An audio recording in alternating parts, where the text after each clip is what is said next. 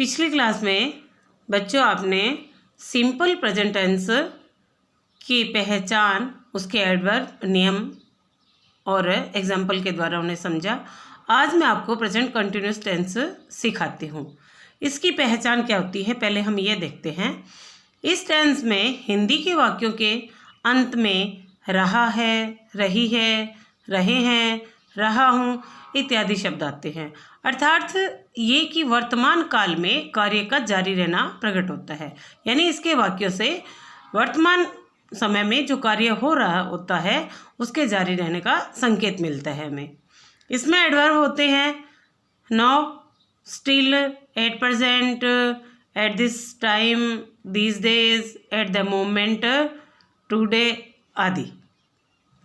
Rule, आओ अब हम इसके रूल के बारे में जानकारी करते हैं। सबसे पहले ये जानते हैं हम कि इस टेंस में वर्ब की कौन सी फॉर्म आती है। तो बच्चों इसके रूल में सबसे पहले मैं आपको बताती हूँ कि इस टेंस में वर्ब की आईएनजी फॉर्म का प्रयोग होता है, यानी कि वर्ब की फर्स्ट फॉर्म के साथ में आईएनजी जुड़ा रहता है। दूसरा देखते हैं, ही, शी, इट तथा सिंगुलर सब्जेक्ट यानी कि एक वचनकर्ता के साथ हमें हेल्पिंग वर्ब इसका प्रयोग करते हैं। समझ गए होंगे आप कि ही एक वचन जो करता होता है, ही, शी, इट होता है, किसी एक का नाम होता है, तो उसमें हम सब्जेक्ट के बाद हेल्पिंग वर्ब के रूप में यानी सहायक क्रिया के रूप में इसका प्रयोग करते हैं। और तीसरा नियम पढ़ते हैं हम इसका, यू, वी, दे तथा प्लूरल सब्जेक्ट्स के साथ, यानी यू, वी, दे और बहुवचन करता हो, एक से अधिक नाम हो, एक से अधिक कोई प्रोनाउन हो, तो उसके साथ हम जो हेल्पिंग वर्ब होती है वो आर का प्रयोग करते हैं। और रूल नंबर 4 में पढ़ते हैं, आई यानी मैं, आई के साथ एम हेल्पिंग वर्ब का प्रयोग होता है।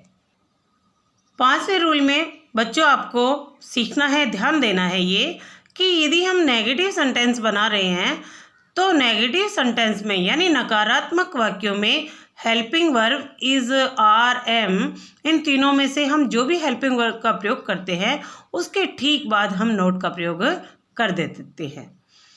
और अब जानते हैं इंटेरोगेटिव सेंटेंस कैसे बनता है। इंटेरोगेटिव सेंटेंस यानी प्रश्नात्मक वाक्य में सहायक क्रिया के रूप में हम प्रयोग तो इज, आर, एम तीनों का ही होता है वाक्य के अनुरूप, लेकिन इज, आर, एम यानी हेल्पिंग वर्ब वाक्य के शुरू में ही लग जाती है, यानी सब्जेक्ट से पहले हम इन सहायक क्रियाओं का प्रयोग करते हैं और वाक्य के अंत में हम प्रश्नवाचक चिन्ह या ये जो प्रश्नवाचक चिन्ह लगा हुआ है इस प्रकार हम प्रश्नवाचक चिन्ह लगा देते हैं। आओ तो बच्चों अब आपको मैं तीनों तरह के सेंटेंस यानी अफर्मेटिव, नेगेटिव और इंटेरोगेटिव सेंटेंस को पैटर्न और उनके एग्जाम्पल के द्वारा समझाती हूँ। पहले हम लेते हैं अफर्मेटिव सेंटेंस यानी साधारण वाक्य। साधारण वाक्य का रूल क्या है, इसका पैटर्न क्या है। देखिए, सबसे पहले इसमें वाक्य बनाने के लिए हम सब्जेक्ट का प्रयोग करते हैं, यानी सबसे पहले हम सब्जेक्ट लिखते हैं और फिर उसके बाद में हम हेल्पिंग वर्ब लगाते हैं यानी कि सहायक क्रिया लगाते हैं, और उसके बाद में हम मेन वर्ब यानी कि मुख्य क्रिया जो होती है उसका प्रयोग आईएनजी जोड़कर, यानी मुख्य क्रिया की जो फर्स्ट फॉर्म होती है उसके साथ हम आईएनजी जोड़ते हैं और उसके बाद में हम ऑब्जेक्ट को जोड़ते हैं और उसके बाद वाक्य में अदर जो भी एडवर्ब या कुछ अन्य अदर जो भी होता है वो जोड़ देते हैं। तो देखो, पहला वाक्य है हमारा, नीलम गाना गा रही है। अब रही है, इस वाक्य से ये स्पष्ट है कि ये जो कार्य है नीलम के गाना गाने का कार्य है वो अभी हो रहा है। तो अंग्रेजी में वाक्य बनाएंगे। आपने ऊपर पैटर्न में देखा है कि सबसे पहले सब्जेक्ट यानी कर्ता आता है, इस वाक्य में कर्ता है नीलम, तो सबसे पहले हमने नीलम को लिया, नीलम। अब हमें यहाँ सहायक क्रिया का प्रयोग करना है।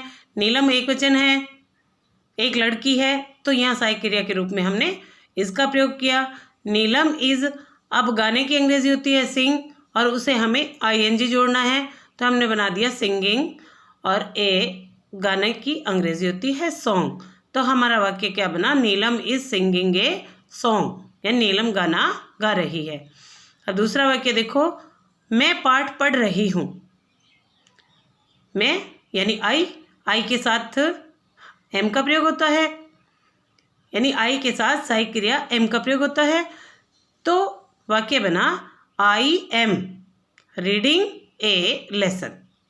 मैं एक पाठ पढ़ रही हूँ। आगे हम नेगेटिव सेंटेंस के बारे में जानकारी करते हैं। इसका पैटर्न और नियम क्या है।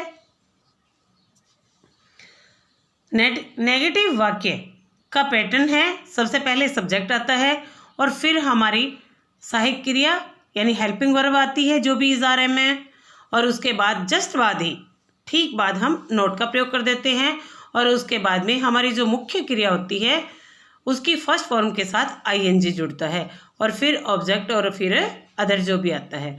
तो देखिए हम वाक्य के माध्यम से समझते हैं इसको। वह नहीं नाच रही है, वह नहीं नाच रही है इसका मतलब लड़की है, तो यहाँ करता हमारा है शी इज़ नॉट डांसिंग।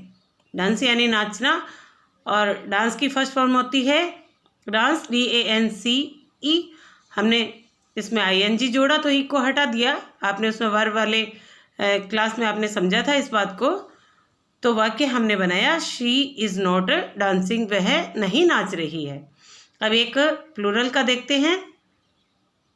वे अध्ययन नहीं कर रहे हैं, वे की अंग्रेजी होती है दे, और वे यानी बहुवचन। तो बहुवचन के साथ हमें हेल्पिंग वर्ब लगाना है are. They are helping verb के जस्ट बाद हमें नोट का प्रयोग करना है। दे आर नॉट अध्ययन करने की अंग्रेजी होती है स्टडी, जिसमें हमें आईएनजी जोड़ना है। स्टडी की फर्स्ट फॉर्म के साथ हमने आईएनजी जोड़ा। ये दे आर नॉट स्टडिंग, वे अध्ययन नहीं कर रहे हैं। तो वाक्य क्या बनाइए, दे आर नॉट स्टडिंग, वे अध्ययन, यानी आप क्या समझे, दे आर नॉट स्टडिंग, वे अध्ययन नहीं कर रहे हैं। इंटेरोगेटिव सेंटेंस को उसके पैटर्न और एग्जाम्पल के द्वारा समझते हैं।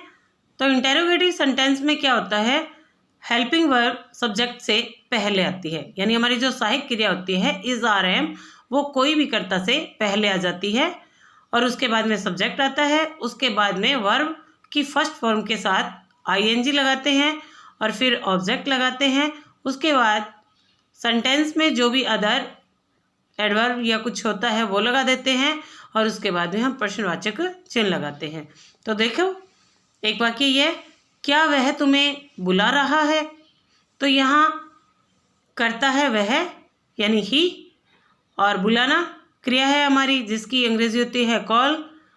तो वाक्य बनाते हैं हम, सबसे पहले सहायक क्रिया लगानी है हमें, ही के साथ सहायक क्रिया आएगी इज।